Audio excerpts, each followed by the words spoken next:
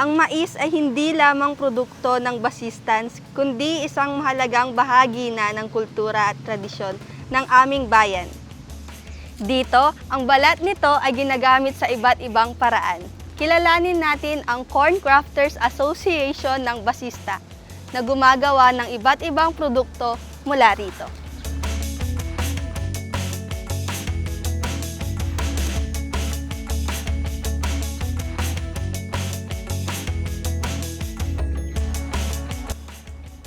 Mula sa 1 bilyong balat ng mais na halos tinatapon at sinusunog taon-taon, nasa 50,000 hanggang 1 milyong corn husks ay nagagamit bilang ibang produkto, katulad na lamang ng ginagawa ng Corn Husk Crafters of Basista Incorporated.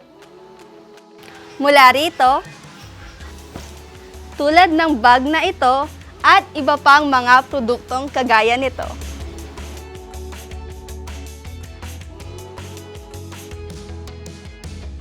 The association started in 2016, offshoot ng Crafters Joy, which is the single proprietor company, which started in 2006 and na-register sa DTI 2007. It started because of the need.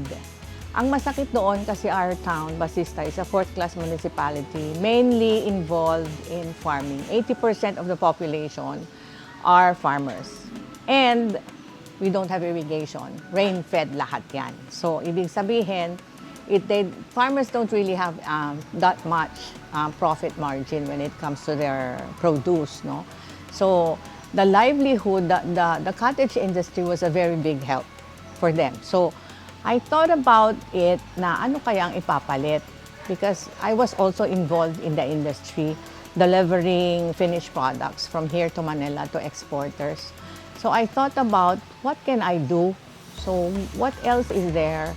Because the people are so industrious and very sa crafting, they are really good, no? So sabi ko, it has to be something that is available, yung material. And since I am also involved in climate change, masyado ako maaga sa climate change. I was really into environment something. So I thought it has to be something that is available and that people will not be spending on the material. So sabi ko, kaya siguro ng I watched a television program featuring corn husks made, they're doing it in General Santos City. So I got interested, pero it took me 2 years before I got in touch with the owner of the yung gumagawa nun. We developed different kinds of flowers kasi alam na namin yung niya, yung how to do it, no? Yung basic niya.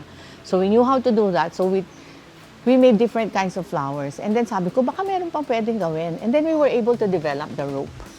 And from the rope, ayun na, we made bags, baskets, and everything. And Corn Crafters, after how many years? 2007 eh. 2006 ako nagpa-training. 2007, I developed ang hirap talaga. That's what I've been telling the government. If you train people, there has to be a market for what they're going to do.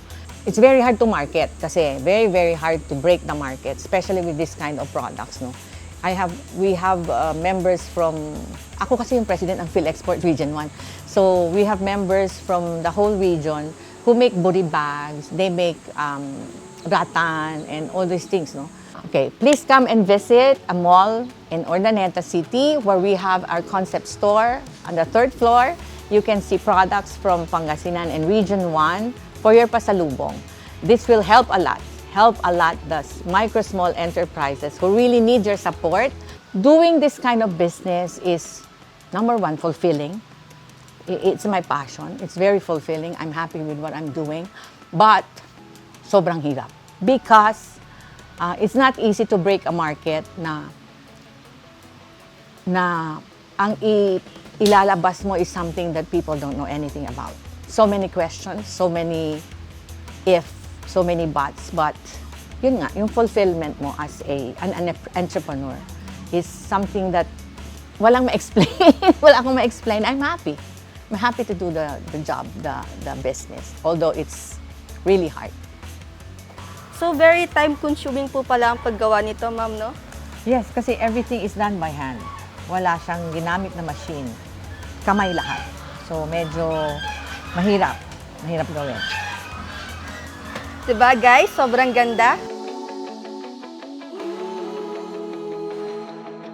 Biyayang tunay ang binigay na talento sa mga basistans sa paggawa ng produkto mula sa corn husk. At doon na ipapakita ang tiyaga at kagalingan nila.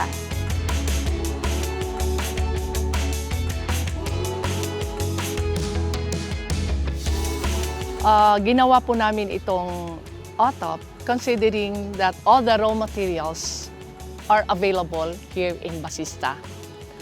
We are rice producer and corn producer. So ginawa po namin siyang OTOP namin. Plus the fact that corn husk products through Crafter's Joy has been introduced not only within Pangasinan, but even outside Pangasinan. Kilalang-kilala po yan. Napapanood yan. Kumilos ang sangguniang bayan namin with the request also of our municipal mayor na i-declare ito as our OTOP. Nakatulong ito sa bayan in the sense na isa siya sa dahilan kung bakit nakikilala yung bayan namin. That we have this Crafter's Joy in Basista.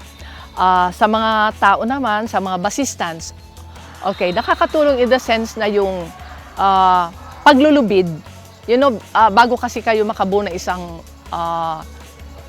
corn husk products, meron muna yung dadaan muna yan sa gagawa sila ng mga lubid.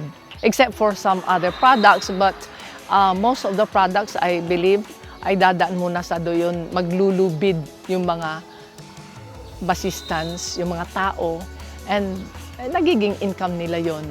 Nasa bahay lang sila, yet they are earning for their family. Kung produkto lang din naman sa Basista ang pinag-uusapan, isa sa mga produkto ng bayan na ibinabalik ay ang latik.